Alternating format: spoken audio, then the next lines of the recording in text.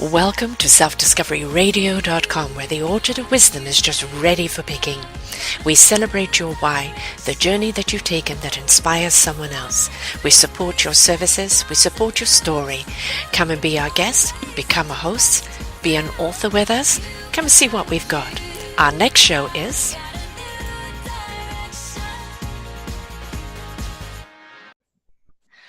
Good morning, good afternoon, and good evening, everybody. Welcome back to another edition of Choose Positive Living. I'm your host, Sara Troy, here on selfdiscoverymedia.com.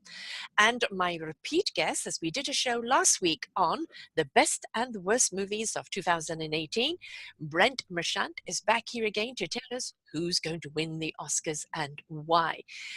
All you have to do is put in Brent Marchant on selfdiscoverymedia.com and all of his shows that we've done on his books, his 3 books. I think this is our 4th Oscars that we're doing here, and he gives a wonderful perspective on the movies, a kind of a consciousness of understanding what they're really trying to tell us.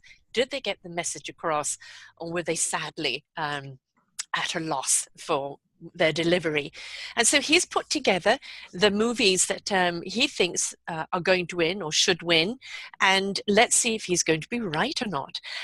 You're also going to see a little mention in the show of Deborah Tomlinson. She is a psychic that is going to be reading for the Oscar nominees, and we're going to be doing a show very soon after the Oscars on her experience there, and Self-Discovery Media is a sponsor. So we hope to hear more about the Oscars and the stars and some little ins and outs and tidbits from her later. So we're going to keep the Oscar buzz going. For those of you who don't know Brent, he is an author. Movies is his thing. He knows the movies inside and out, what they're trying to say to us, if they're getting that message across, what we can learn from them, how it could raise our consciousness. And as I said, the past shows cover all of that. But for anybody tuning in for the first time today, Brent, how about you just let everybody know a little bit about you? Welcome to the show, love. Well, thank you so much for having me back once again. This is always great fun to do the Oscar show. My name is Brent Marchant, and I write about movies from the perspective of how they reflect conscious creation or law of attraction principles. I maintain a blog on my website, which is brentmarchant.com. And I also have written 3 books. Get the Picture, Conscious Creation Goes to the Movies, Consciously Created Cinema, The Movie Lover's Guide to the Law of Attraction, and Third Reel, Conscious Creation Goes Back to the Movies. And those offer anthologies of movies that talk about conscious creation principles from different perspectives, and shows how movies help to reflect and illustrate these principles so we can use them to make better lives for ourselves. Precisely. The movies aren't just made for the entertainment. They have something to share with us, something to ignite within us, something that to reflect even our own lives, and to give us an understanding and also start a conversation.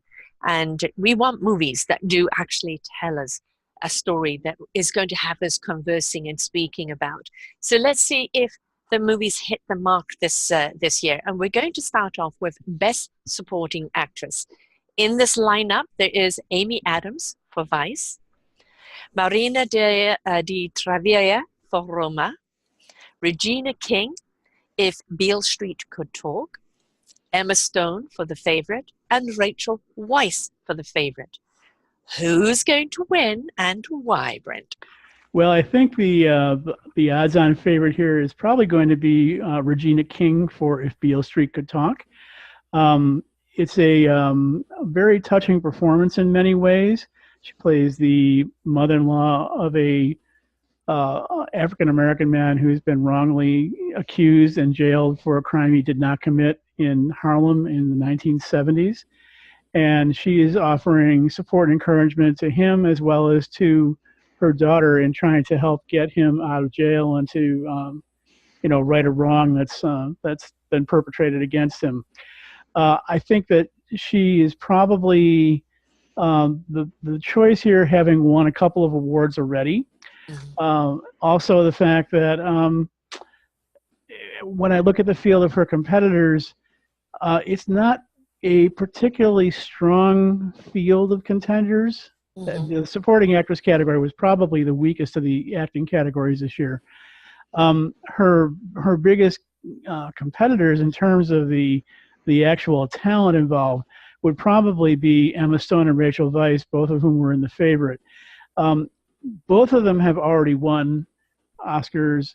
And also, when you have two people from the same film in the same category up for nomination, a lot of times they tend to cancel each other out because voters can't decide who they like better. Right. Mm-hmm. So even though they may be the most formidable in terms of the quality of the talent, I think they're going to kind of take each other out of the running, unfortunately. But so I think that opens the door for Regina King to take this award because it is a good performance.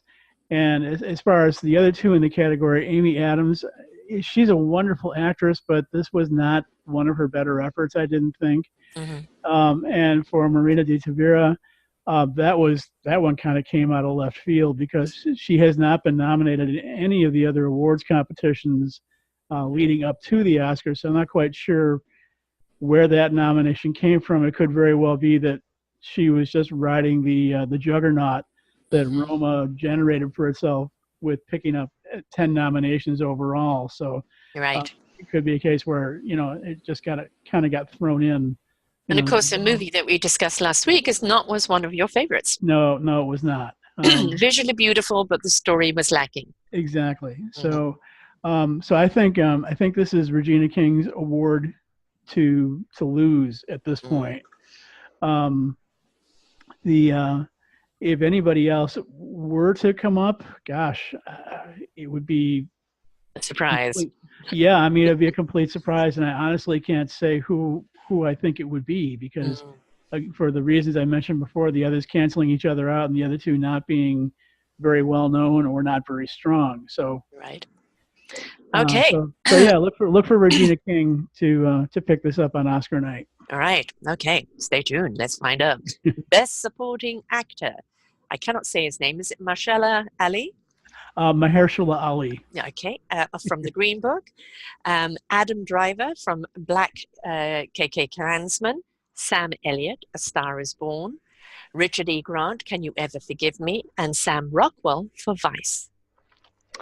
And the winner here is going to be Mahershala Ali for Green Book.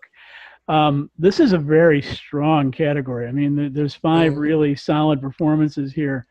But the reason why I think Mahershala Ali is going to come away the winner is that he's won virtually everything leading up to this. I mean, he's just been sweeping competitions left and right, and deservedly so because it was such a strong performance in so many ways. I mean, he won an Oscar a couple of years ago for supporting performance in Moonlight, and he was quite good in that, but he's even better here. So, I mean, this is, to me, if there were any performance category that somebody's got a lock, I think it's him on this one. When I look at his competition, Sam Rockwell was quite good in Vice, but he just won last year. So I think, he played President Bush, right? Yes. And when I looked at that, I thought, did they get Bush to get into the movie? I mean, if ever there should be an award for, for makeup, my God, him and the Vice should definitely win. Well, actually, Vice is up for best makeup for that reason.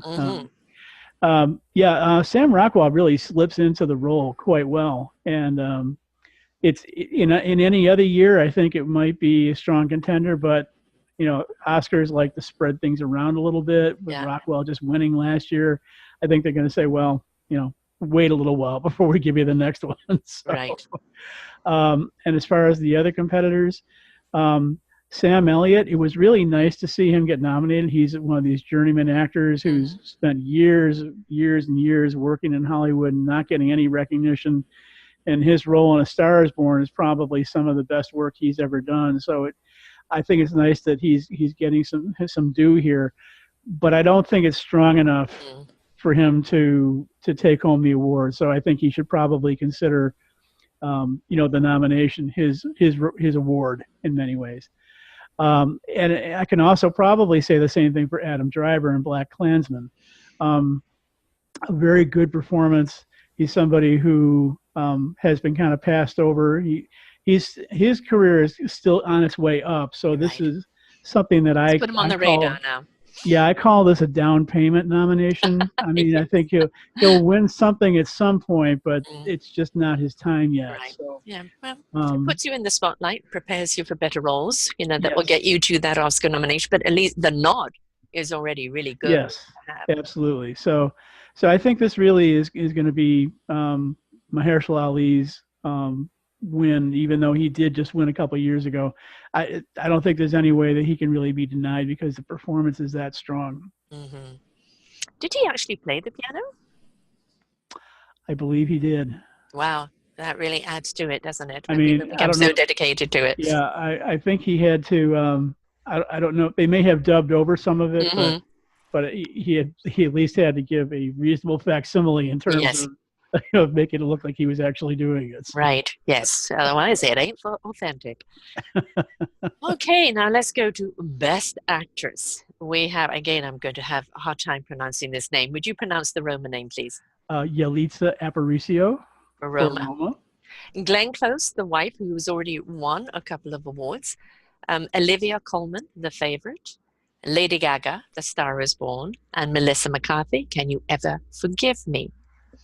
Yes, now this is another really strong field, but I think the winner is going to be Glenn Close for the wife.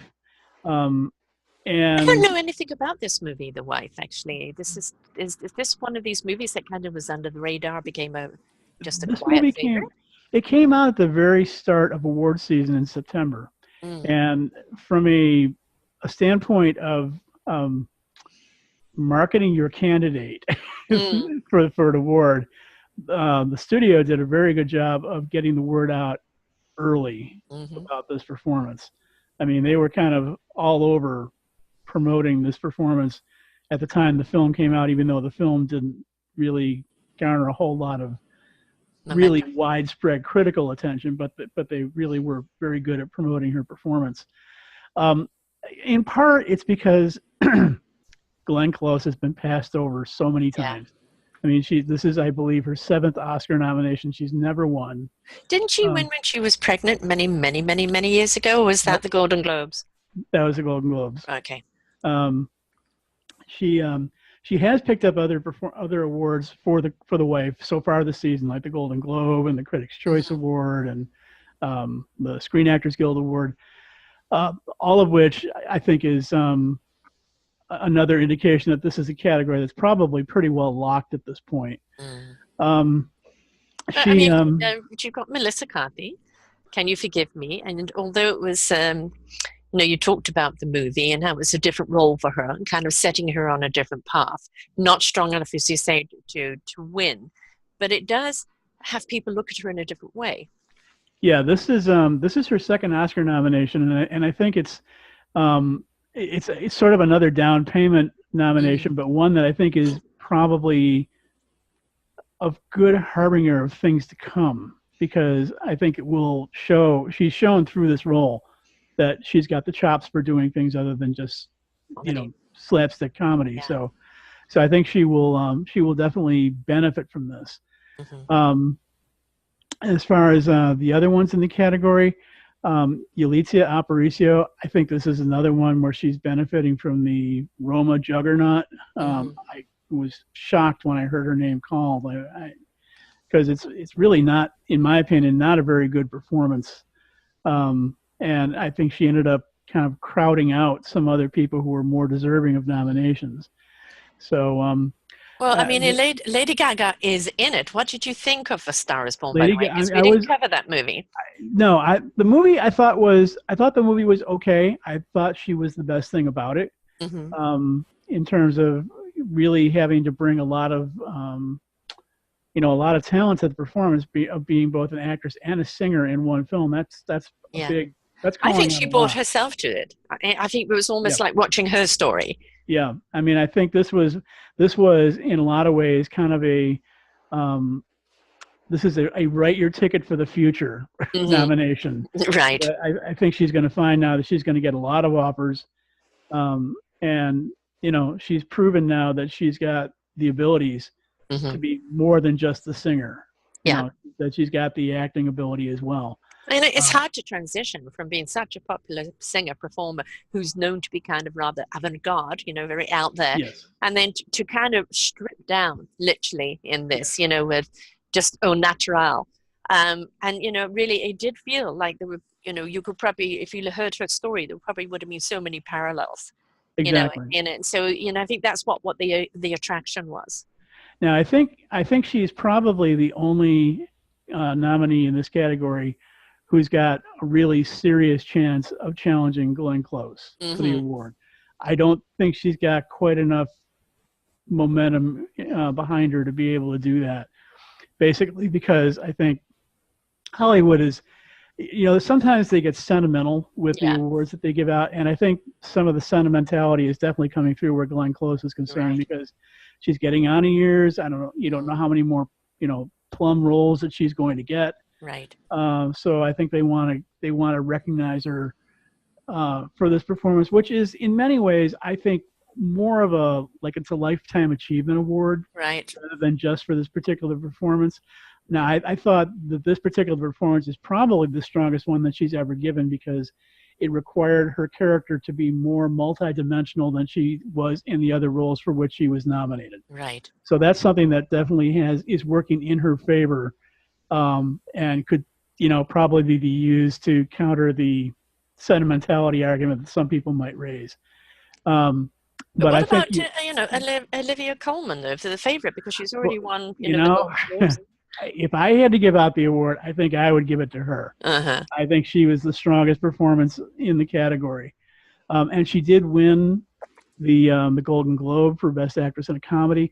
She could be a dark horse Hmm. in this category, but I think at this point such a long shot that I don't think she should be. She should look at her nomination as her as her award. You're right. You know. Yeah. Yeah. And, another one of those of, we're now taking notice of you. It's Yes. there's some actors, I've seen her in so many things, in a lot of British dramas, a lot of cop shows and things like this, and she's very good at it. And she's also got a great kind of sense of delivery and timing and sense of humor. And, to see her in this kind of role, and, she's really been put more into the forefront. So as you say, I think that's where she's the winner, where people now are paying more attention to her instead Well, of niching her into all those other roles.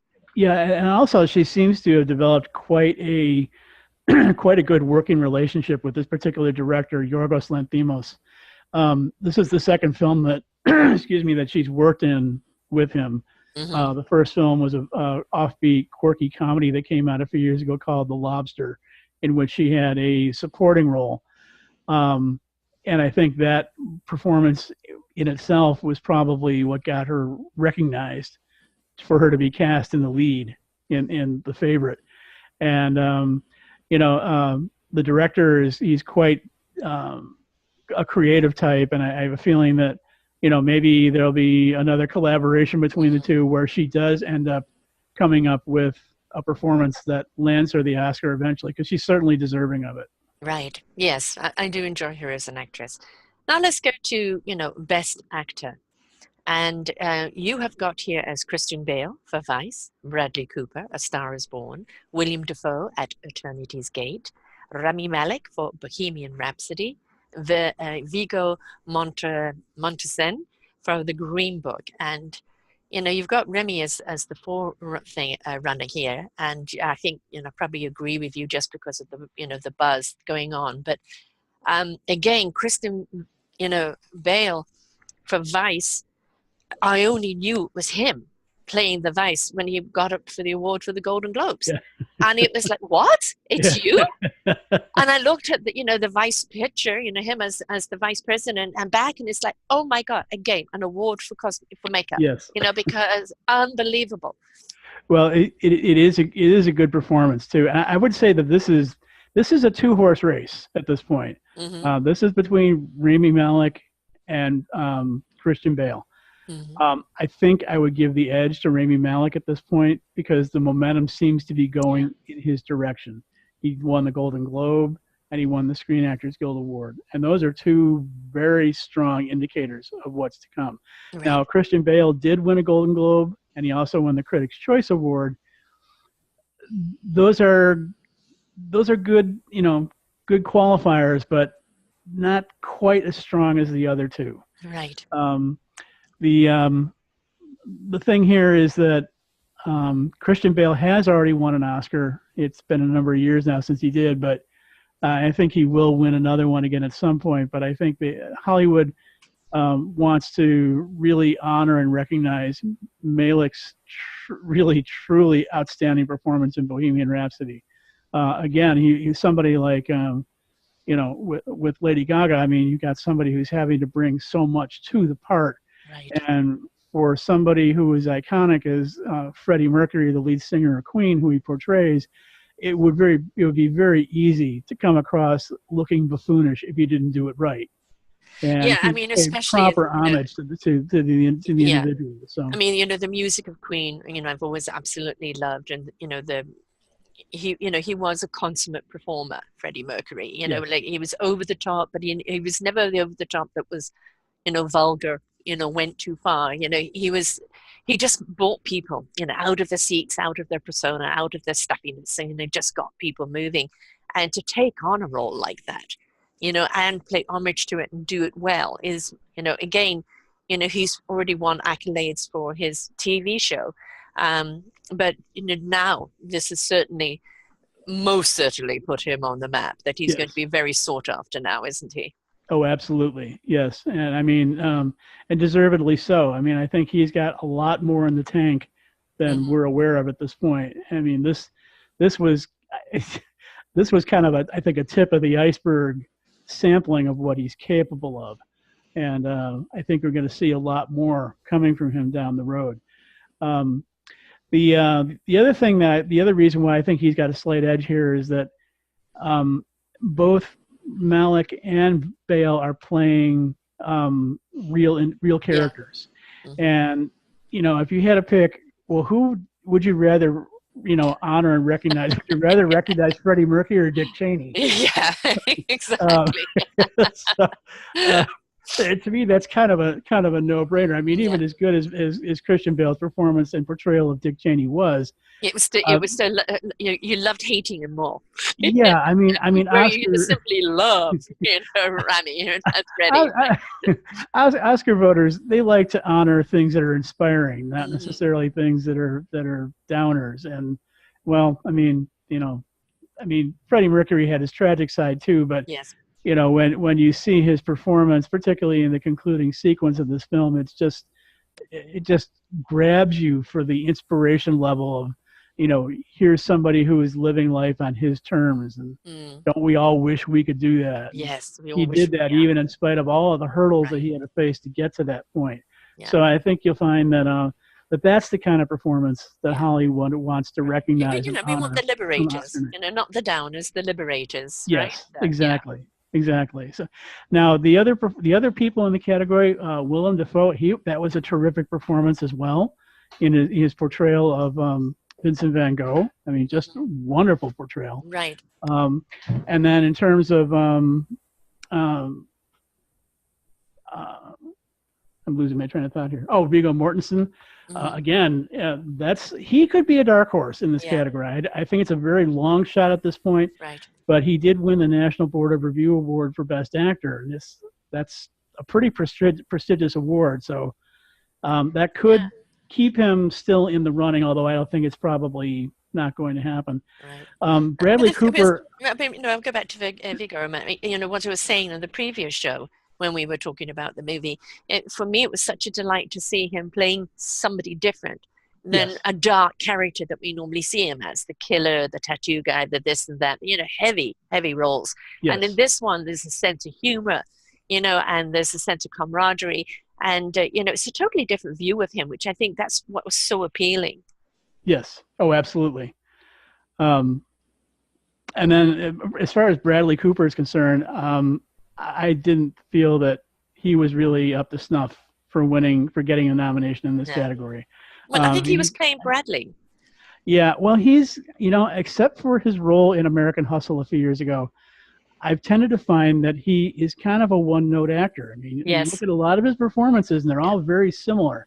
And he's good at what he does, but it's not like any one of them is especially different from what preceded it. So, but also, especially when you look at the category that he's in, Virgo, totally different type of role, right? William yeah, Dafoe playing another iconic, person in history. Christian Bale, who you don't even know it's him unless you know it's him, you know, and then Rami stepping into, a role that it could have gone completely south. So, I felt that Bradley, as I was saying, was playing Bradley, as you say, in one note, and great actor, but it's time for him to switch it up. yeah. I mean, I would have much rather seen his nomination go to somebody like Ethan Hawke Mm-hmm. or First Reformed, who I thought really was much more deserving of the recognition. But I'm not an Academy voter, so I don't get to make these decisions. Right. But I mean, Bradley's being, ousted out of everything. So maybe, it's like the token nomination, but we don't really want you to win. Yeah, that could be. That could be.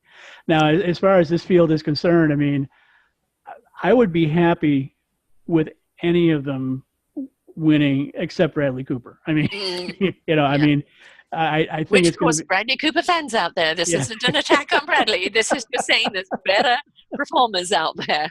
But as I say, I think it's going to be Rami Malek. But I would not be disappointed if Christian Bale, Willem Dafoe, or Viggo Mortensen came away for it. So right, exactly, yeah. Okay, now best director, you've got Alfonso Cuarón for Roma. Yorgos Lanthimos for The Favorite, Spike Lee, Black Klansman, Adam McKay for Vice, and Paweł Pawliński for Cold War. I'm probably saying these names all wrong. I'm atrocious at names, and I've not even heard of the movie Cold War. So let's start with him. Yeah. Well, one thing that's really interesting about this category is that you've got two foreign language films that are in the directing category, Roma and Cold War. Paweł Pawlikowski is a Polish director who made this film called Cold War, which is a kind of a tragic love story set in the 1940s, 50s, and 60s in Poland. And interesting, also like Roma, it's shot in black and white. It's a beautiful film. It's kind of got a very atmospheric, smoky, cool kind of feel about it. Very reminiscent of like a lot of the European art films of the 50s and 60s.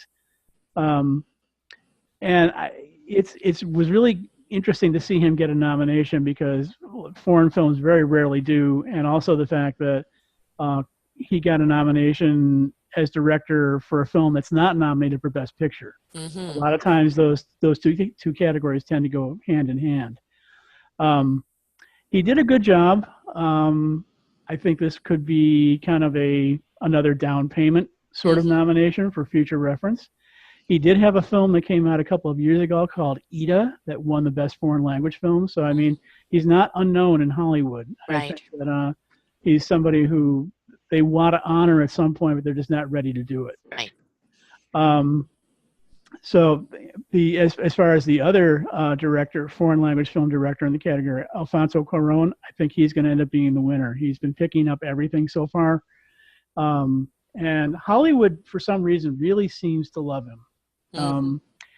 It's one of those fascinations that I don't quite understand because as a director is concerned, I think he's okay, not great. In the case of Roma, as I said in last week's show, I'm not a particularly great fan of this film. It's beautiful to look at, but it just doesn't really have a story to me that really resonates.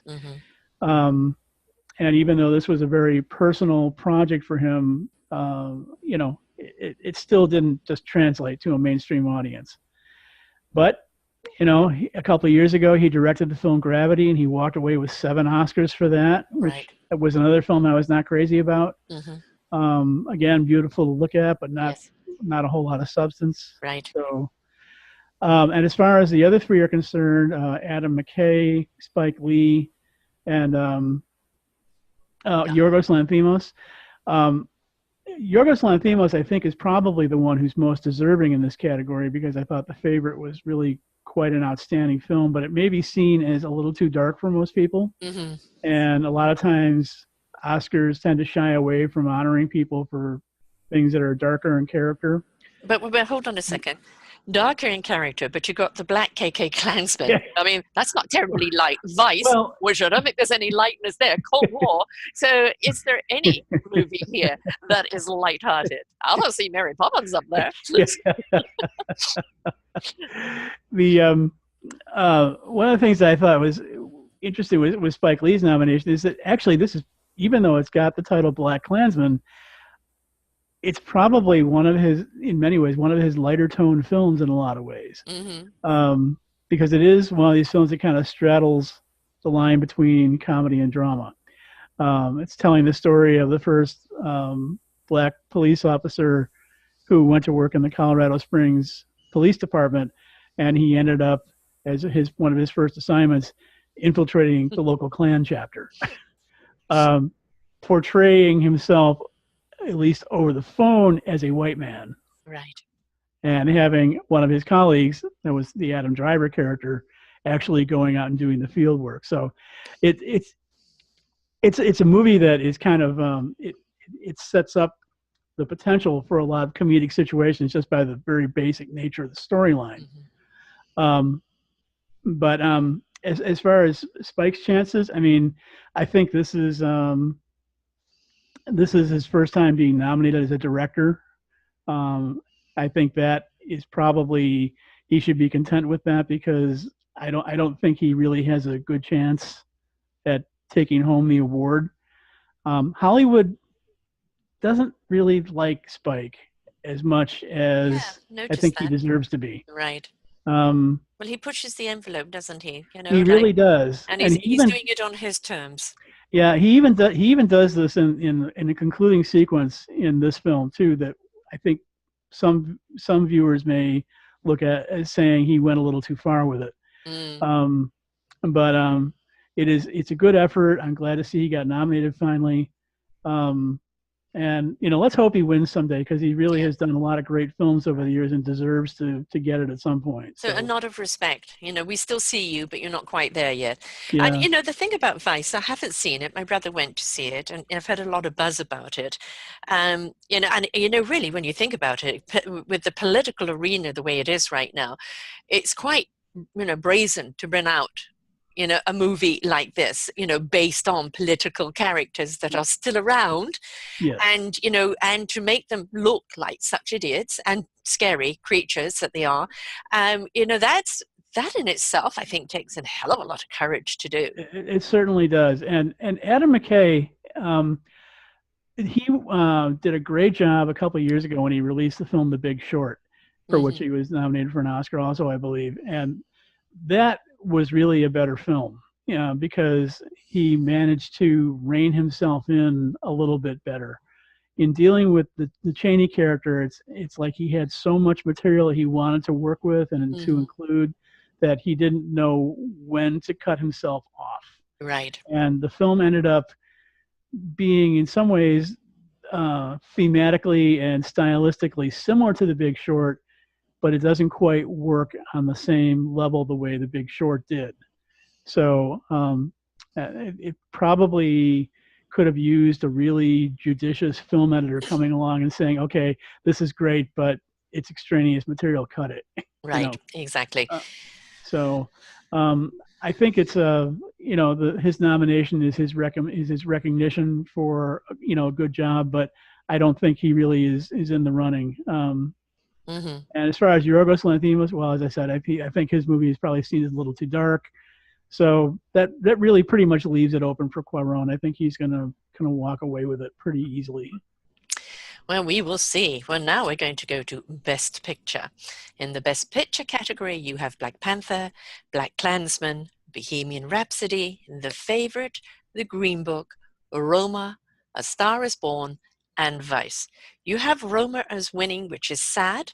I would love to see Bohemian Rhapsody or Black Panther getting it, because of what the movies are saying. Now, Black Panther won something the other day as best movie, I believe, and Oh, it was best ensemble cast at the Screen Actors Guild. right. Yeah. So the thing is about Black Panther, it's an action movie that has a lot to say. And, it's the special effects were absolutely brilliant. I thought it was very well casted. I thoroughly enjoyed it, seen it a couple of times. Looking forward to, then of course saw the next movie after that. What was it? Not the Oh, the Avengers. Avengers. Yeah. Yeah. And of course, there's one coming out straight after that. And I liked the characters. I liked, what they brought to it. And it was nice to see an action movie kind of getting recognized, because it wasn't just about fast cars or big shooting or CGI, it was within contents of what they were fighting for. So, I don't know if that's going to win or not. Black Klansman, I haven't seen. We've just discussed that, and a brave movie to put out. Bohemian Rhapsody, I would have thought, would be up there as the winner, because it's, I think it's something that relates more to the American market. Everybody knows them and have loved the movie. The favorite, as you say, is it's whether it's your cup of tea or not. Well, deserving, but whether it fits into what you like. The Green Book seems to be getting a lot of buzz. And I think, again, the storyline around that is really great and good performers. Haven't seen Roma. It's here on Netflix. I just haven't been able to bring myself to see it. And then A Star is Born, which I have seen. Good performances. I don't think should have been in Best Picture category, though. And Vice, I haven't seen I've got feedback on it that, very brave, but no, not up there. So for me, it would be between Black Panther and Bohemian Rhapsody. But you're saying Roma's going to walk away with it. Well, this is the hardest category to handicap, because in virtually every competition leading up to this, you've had a different winner. So, yeah, I mean, bring the dice this one. Yeah, I mean, at the Golden Globes, you had Green Book and Bohemian Rhapsody taking the top honors. At the Critics' Choice Award, Roma took the award. At the Screen Actors Guild, Black Panther took the award. Mm-hmm. I mean, it's throwing the dice on this one, isn't it? Yeah, I mean, who would you like to see win? Who is your personal favorite? My personal favorite would be Green Book. Mm-hmm. Yeah, that I think is the one that's really it has the best balance of qualities that in terms of making for a good story, making for a good film, featuring good performances. I mean, to me, it really is a standout. Among the as far as why I think Roma is going to win, in many ways, it's kind of a safe choice. Mm-hmm. And given the fact that it's been so widely recognized by critics, it would be seen as, a good choice too, I think, from the way voters look at things. Yeah, but very often we see this, something winning, and then when it comes to Oscar time, a totally different movie. Yeah, that's true. That's true.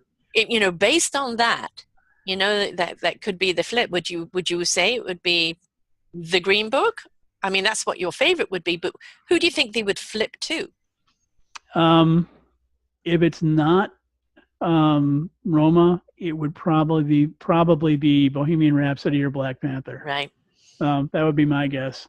Green Book has lost a little bit of its momentum from the start of the award season. It did well at the National Board of Review Awards, and it did well at the Golden Globes, but it only picked up 5 Oscar nominations, which might sound like a lot, but in comparison to its competitors, it kind of is coming in almost as an also-ran. Right. Which is a little disappointing. So I don't know if it's got the oomph behind it, to be able to pull it off, even though I think it's, deserving of it. But what do you think if Black Panther won, what do you think that message would be out there? Because no action movies ever win. Star Wars or anything of those, that were iconic, they never won. What do you think that statement would say? Truthfully, I could see that as maybe being almost a bit of pandering to the audience, because it was very popular with viewers. Personally, as a film, I liked it, but I didn't love it. Right. I mean, I thought the special effects were good and so forth, but the I thought there were elements of the story that were lacking, particularly in terms of providing backstory about, you know, how he came to be a Right. superhero, in terms of what his superhero abilities actually were or are, I should say. Mm-hmm. Um, I mean, I kind of felt like they told you more about Wakanda than they told you about Right. the Black Panther himself, Yes. and that to me was just it was a major flaw in my book. Mm-hmm. The other thing is, and this is something an action movie should never do, you never make the villain more compelling than the hero. True. Yes. Because Yeah, the villain was definitely a good villain. I Yeah. mean, I thought Michael B. Jordan's performance as the Mm-hmm. villain was spectacular. And not over the And top. It was you know, just that he was just more convincing, as you yep, said, you know. Yeah. yep. Yeah. And the thing is, I really liked Chadwick Boseman as an actor. I thought he did a great job a couple of years ago when he portrayed James Brown in the movie Get On Up. Mm-hmm. And I liked his performance in 42, the story about Jackie Robinson. But I didn't feel in Black Panther that he was up to the challenge that the role really demanded. I thought he came across as a little too timid for my taste as a Right. Yeah, superhero. I do hear that, You yes. know? And you know, that was kind of one of his flaws of being too timid, you know, Yeah. as the character, Hmm. and kind of toughened up more in the Avengers. So, and with Bohemian Rhapsody, you know, the music and everything else, I mean, do you think that could sway people? It could. I mean, it came up the surprise winner at the Golden Globes. It came up something of a surprise winner at the Screen Actors Guild Awards. It's trending, I think, in the direction that it could pull it off. Hmm. Um, one thing I wanted to mention about Roma too, and this is probably going to sound incredibly cynical on my part, but I'll say it anyway. um, Given what's been going on with the whole controversy over the border wall, Yes. Yeah. So liberal something. Hollywood Mhm. sometimes likes to make statements with the Yes. awards they give out. And Yes. with this being a Mexican film, Yep. In your they face. might very well say, "Okay, well, take this, Mr. Trump. We're Yeah. gonna we're gonna honor something that honors the Mexicans." Right. Yeah, and I was And thinking that. to, Didn't you that's a brought it up first? I that's was a thinking that. really wrong reason for Right. giving out Yeah. an Yeah. No, award to it a should. film. You know, make a political statement with your movie, yes, but you don't nominate a movie just to make a political statement. Exactly. Yeah. Exactly. So I mean, that is something that, as much as I really kind of hate to admit it, I think could be working in its favor with Right. Oscar voters to help, get it over the top to win the award for Best Picture. Right. So So, okay, we've covered the Oscars, but I'm going to hit you on a couple of other movies, which I don't know if you've seen, but I want to know about. Did you okay, see the new Mary Poppins? yes, I did. And what did you think? I liked it way more than I thought I was going to. Right. I'm always very skittish about when Hollywood tries to take on remaking a classic or doing a sequel to a classic. But I thought it was really quite enjoyable. I didn't like it quite as much as the original, but Hmm. I thought it was still very well done. I thought the performance by Emily Blunt was outstanding. She really got snubbed by not getting a nomination for that Hmm. performance. I really liked the production design with the sets and the Yes. costumes, and I thought they were all top notch. I like the fact that you finally had a musical movie of recent years where the score wasn't entirely forgettable, Hmm. which has happened with a lot of films in recent Yes. years that have tried to go the musical route. Um, so yes, I thought there was really, he had a lot going for it, Right. and but it hasn't been performing as well at the box office as I think Disney was hoping it was going to, and regrettably, sometimes that factors into how well a film fares with the number of nominations or awards that it picks Mm. up. And really, so far, it's gotten nominations, but it hasn't picked up any awards yet. Right. So it's I think it's going to be one of those movies that will build its following. You know, my wonderful landlady is 85, and we went to go see it. We went back to see it again. And, you know, the second time round, I could really enjoy the movie without comparing, mhm. you know, and really immerse myself into it. And then we decided to watch the original. And the only thing I found missing in the new one is, things like A Spoonful of Sugar or Supercalifragilisticexpialidocious. I didn't think there were any songs in there that were that kind of catchy. That, 40, 50 years later, you could still be singing those songs or using those phrases. And that was the only thing missing for me. But I thought the kids, actually, in the new Yeah, version, the kids were stole good. the show. They Yep. stole the show. Yeah. Yeah. Well, as far as the songs are concerned, I was really a big fan of Where the Lost Things Go. Mm-hmm. The song that she was singing in the kids' Yes. bedroom. Yeah. I Yes. thought that was very touching. Yeah, and I think that's going to become a kind of a statement song for people who are, going through loss. Yeah. Yeah. Well, the thing is, when you compare the time when the original was released versus today, the technical advancements. Yeah, and also the fact that you have many more outlets for finding music these days than you did in 1964. Yeah. I mean, when movies came out in the past and they had songs in them, they took a lot more notoriety and a lot more priority in the public attention because you just didn't have as many pieces of music competing for attention the way you do now. So it's a little harder, I think, for contemporary films to get recognized for their musical accomplishments is in the same way that they did in the past. Also, the fact that musicals are still a tough sell these days. I mean, even though they were really, quite the thing years ago, you're just not seeing many musicals being made nowadays. And it's a shame. I love them. Well, I'm kind of on the fence about them. I mean, there's a few that I have enjoyed, but I'm not a huge fan of them, and especially if the music is boring, Right. Yes. No, if you go away, kind of your toes are tapping, and you can't unthink that song. You're singing it wherever you go. Then I think it's a hit. So. I mean, when La La Land came out a couple of years ago, everybody was raving about that, and I just didn't understand the hype about it because I thought it was great. I thought it was great to look at, but the music was really lame in my opinion. Yeah, I mean, what I liked is when he got onto the piano and started playing, but the other stuff kind of, it was no Fred Astaire or no Gene Kelly. Exactly. And so, no, not up to par to the old musicals or the old greats. No. There's another little movie I just recently saw, which is, I think, called The Long Journey Home.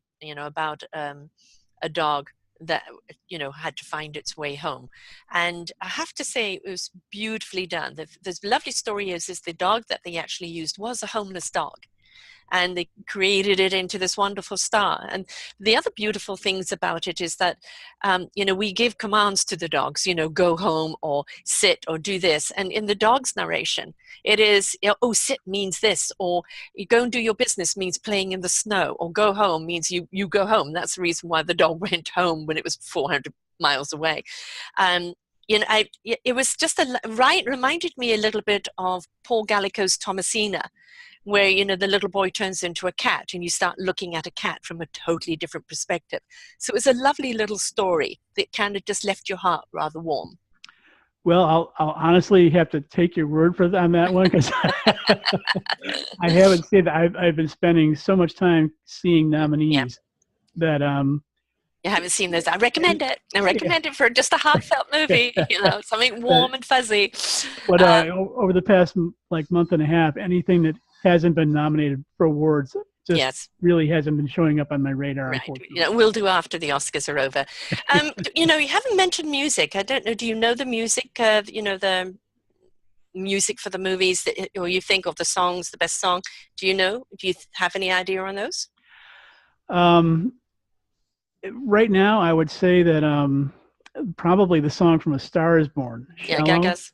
Mm-hmm. Yeah, I think when it comes to Oscar night, even though A Star Is Born has been nominated, I think, for 8 awards, I have a feeling it's going to be one of the movies that comes up as one of the biggest losers that night. That it should really pretty much consider its nominations, its awards. But in the song category, I think that's the one piece of hardware that the movie will be taking home that night. Simply because it's Lady Gaga, right? And I mean, I think they want to recognize her in some way for one of her accomplishments. And even though she may not get it for her acting, at least they'll give it for the song that I guess she co-wrote with somebody else. And I think that will probably be A Star Is Born shining moment that night. Right. So, Well, and Oscars. I agree with what you said earlier too about A Star Is Born not belonging in the Mm, Best Picture category. I mean, I thought it was okay. yeah, But a I nice didn't. little movie, but not like wow. Yeah. Yeah, especially since this is the fourth time that story has been made into a Yes. film, and Yes. if you're going to do it again, do something different. Yeah. Let the story evolve in some way. And I didn't really get that feeling from this. I just sort No. of felt, in many ways, this reminded me a lot of the version that was made in the '70s with Barbara Streisand and Chris Christopherson, Hmm. um, Yeah. which Not but the Judy Garland still leads the way on this one. yes, Yeah. exactly. And I like Bradley Cooper. I like him in a lot of things he does, but and like he was okay in this, but I just found him a little bit dreary. I know I'm not going to be popular for Yeah, I that. had to kind of wonder that too. I was like, Yeah, why was Lady Gaga's character so attracted to somebody yeah, who like never washed his hair? I know.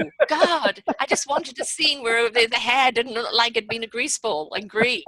Like he played the kind of the down and out before he became the down and out. Hmm. It's it just I just didn't think it was a strong enough role, to No, carry. Where I do think she did shine. I think she really yes, did show, another side of her, and I give her kudos for that for sure. and Sam Elliott too. Yes, I yeah, thought he did a great job in this as well. yeah, and I Um, always love Sam. I mean, Sam is a unique person, with the way mhm, he approaches things, and I like what he brings to his parts, which is always yes. good. Well, okay, and most people watch the Oscars to see who's wearing what. What political statement is going to be said, because there's always that in the speeches. And having that, I'm going to throw that ball over to you. What do you think is going to be brought up in the Oscars, in the speeches, as that political dig? Well, I think you're going to see kind of a continuation of um, the celebration of diversity, Mm-hmm. the celebration, excuse me, of the Me Too movement. Yeah.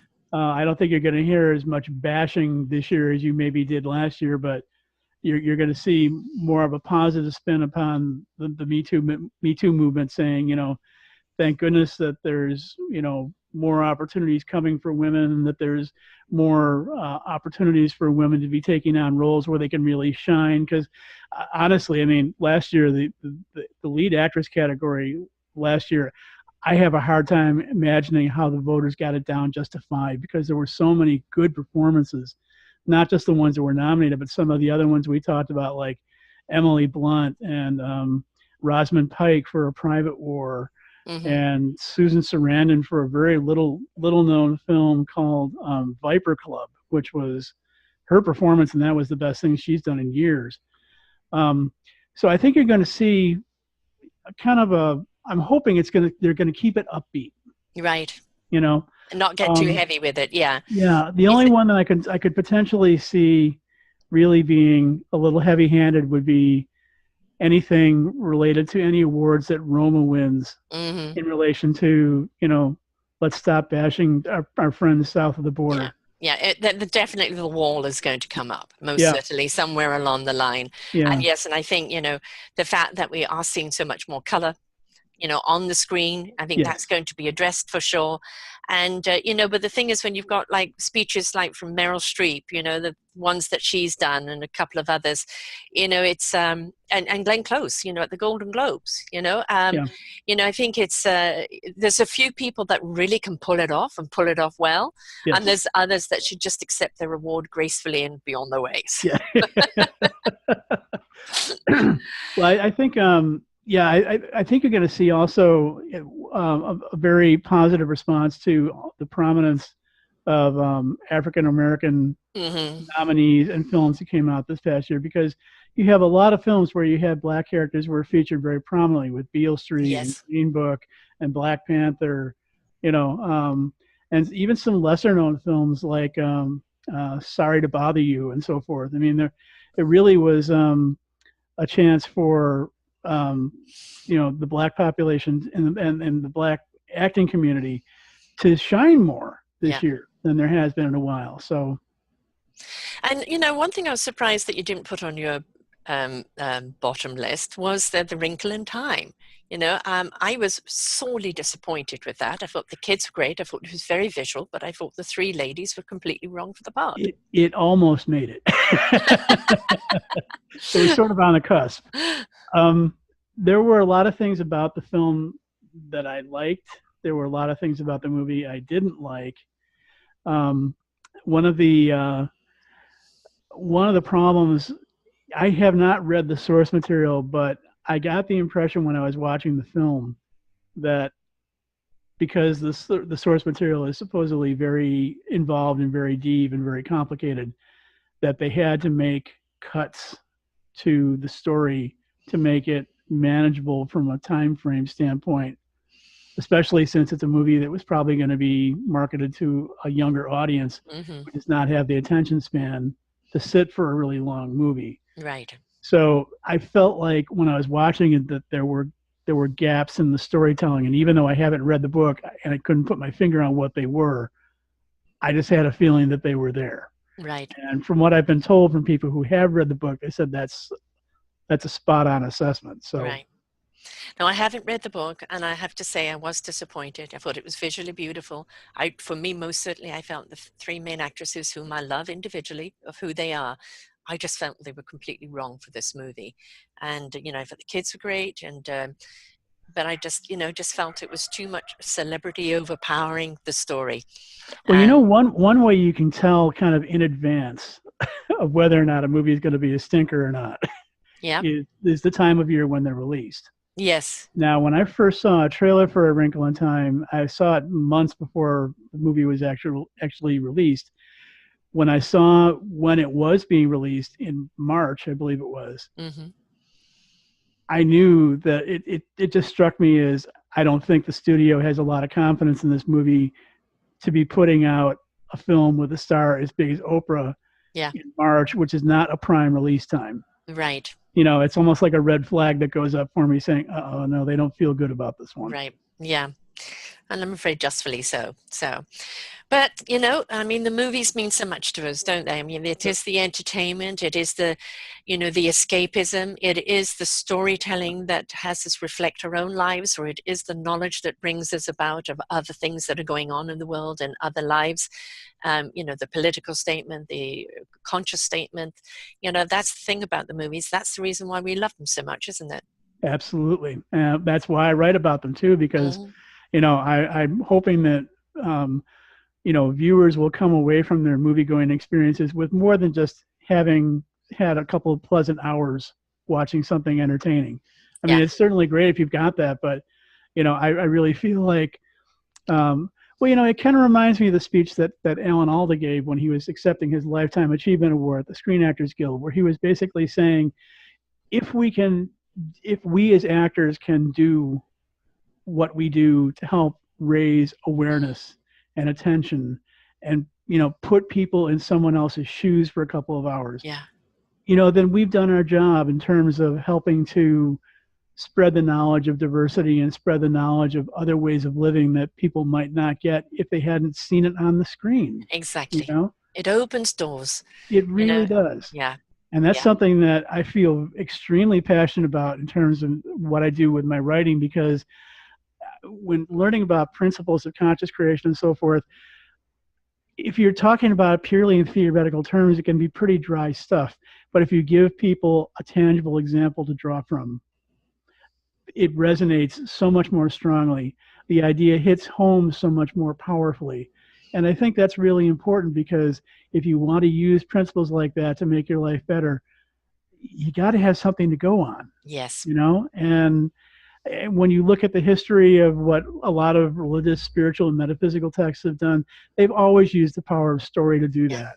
And to me, movies are just the latest incarnation of the power of storytelling.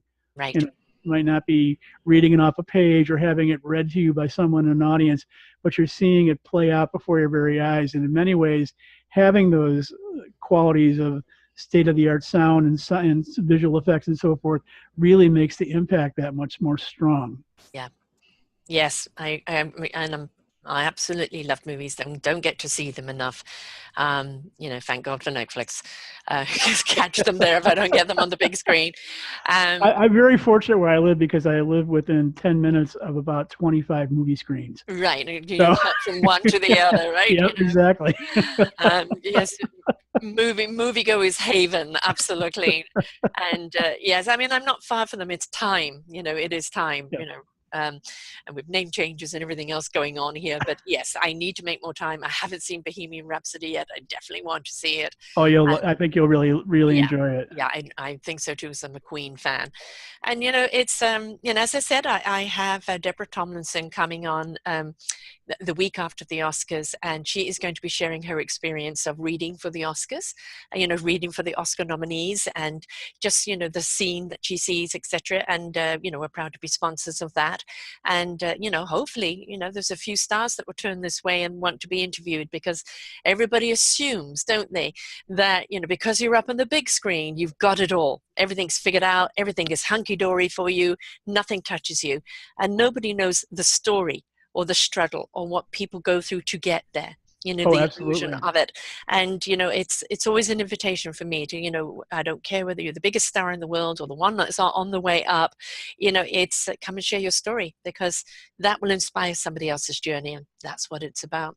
I love doing these shows with you every year. So It's do I. wonderful. Yeah, it's a lot of fun. Now the Oscars is what date again this year? It's February 24th. So, and come and listen to the shows and see if you agree. And let's hope that he's wrong about Roma. Nothing against the movie. It's just that I would like to see something that is, more upbeat. Well, like I said, I know that I'm probably going to be catching hell for my opinion on that, but I've never been one to shy away from my views of what I really think about a film. And, right. In this particular case, I just don't think it's up to snuff. Right. Yeah. And, it's 100 people could see the same movie, and 100 people could come away with different opinions of it. That is okay. There is Yeah. no right or wrong. You're giving your perspective. If you disagree, that's okay. No hate mail. It's well, having spent many years in Chicago, I had lots of exposure to Roger Ebert, and yes. he was certainly my favorite movie critic because he didn't hesitate to call the movie Right. saw him. Yeah. I mean, if he thinks your movie sucks, he won't hesitate to tell you to your face. Right. And I really respected the fact that he had the courage to do that, especially when a lot of times he was in the minority for saying it. Right. you know Exactly.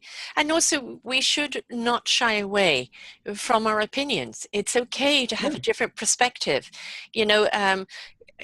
You can see a movie once and go back and see it again, and it's going to touch you in a different way. And that's it, depending on your state of being at the time that you see Yep. it, is how it is going to reflect on you.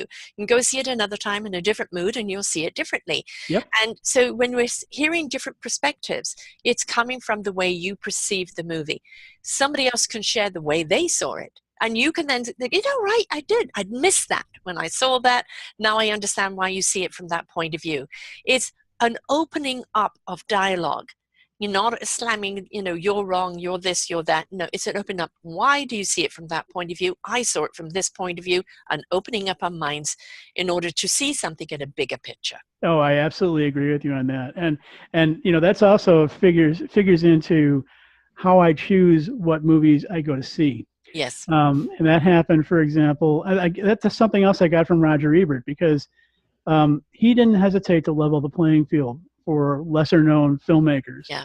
And he helped to get some people's careers launched that probably would not have been where they are now had it not been for him. One film I'm going to mention really quickly, it just came out in that vein, is a political thriller called An Acceptable Loss, which the critics have just been positively bashing, and I really don't understand why. It's an edge of your seat kind of movie, and it's got a very important message, I think, for viewers to go see. If it's playing in your area, go see it. I think you'll really enjoy it. I have a little bit of a soft spot for it because it was filmed here in Chicago, but it's really very well done and features what is, in my opinion, probably the best screen performance that Jamie Lee Curtis has ever given. Oh, really? She plays a character in this film who is positively scary. She'd make Michael Myers run in the opposite direction if he confronted her character. She plays a political character who is sort of a cross between Dick Cheney and Hillary Clinton. Mm-hmm. That's a pretty scary combination in itself. And I can see her, I could see her stepping into that kind of role. I know she's always played a little bit more of that comedic or the horror thing, but I could see that side of her coming out, especially now at her age. Yes. And I think that's what, she did it younger, it wouldn't have been bored, but I think now at her age, at her maturity, she can bring that across. I should definitely be looking out for that movie. It also features a fine performance by an actress named Tika Sumpter, who plays she plays a character very reminiscent of Condoleezza Rice. Right. So it's a very well done film, and it builds suspense all the way through. When I saw it last fall at the Chicago Film Festival, I was just riveted by it, and I was glad to see that it managed to get a general release. It just came out like about a week ago, I believe. So yes. Well, hopefully we're going to be talking about this for the Oscars next year. Well, I would like to hope so. I mean, I think Jamie Lee Curtis certainly is deserving of it. So right. Well, that's great.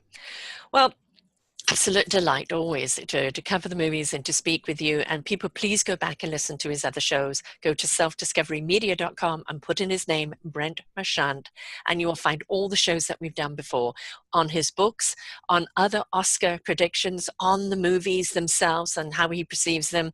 And, a really good indication. Start a conversation, right? Or go see a movie that we covered a couple of years ago and see what you think of it. It's not just watching the movie that's up at the Oscars. There's many other movies that need to be supported along the way. And let's see how right you are this year. And again, I hope you're wrong on the Roma. Fingers crossed. I mean, it's been one of the most difficult years to handicap in recent years. So yeah, because it's up against the deserving talent and again the political statement. So yes, and also the variation and diversity in the nominations from one competition to another, and the winners from one competition to another. I mean, it's kind of all over the map. So no slam dunk this year. This is what makes it interesting. No, I'm not making any promises to anybody. Right, exactly. If I'm wrong, well, then I'll admit I'm wrong. So. Right, yes. And as I say, I hope you are wrong with that one. We'll find out. Well, thanks so much, Brent. And let people know how they can get a hold of you, your books, your everything. You can find everything at brentmarchant.com. There's pages there with links to my books. There's a link to my blog. You can find some of my past radio interviews with Sara and with other people. And social media contacts, anybody who's interested in press kits about the books, you can find those there. So free samples for anybody who wants to download them. So yeah, there's a lot of good material there. Right, and you've written a blog about the Oscars, so I'll have a link to that here on the page. Yes, that will be coming out sometime shortly. So right, excellent. So just spell your surname so people know how to spell it properly. Sure, it's Brent is the first name, and the last name is Marchant. Excellent. .com. So brentmarchant.com, also Brent Marchant here and selfdiscoverymedia.com, and just hear all the wisdom. It's fun too. We always have fun doing this. It's been great having you here again, hon. I've really enjoyed it. Thanks so much for having me on. My pleasure. So folks, the movies, they're wonderful. They are something that we really do enjoy, something that really can change our lives. So, go and support the moviegoers and support the smaller ones as well. And remember, have a good conversation about it. It's not about bashing, it's about sharing and understand, what does that movie really mean to you? What's it trying to say? So until next time, folks, enjoy the Oscars. Bye for now. For more wonderful shows like this, please go to selfdiscoveryradio.com, podcasts, and see our lineup. And if you wish to support us, we have a funded button. Please stay tuned for our next show.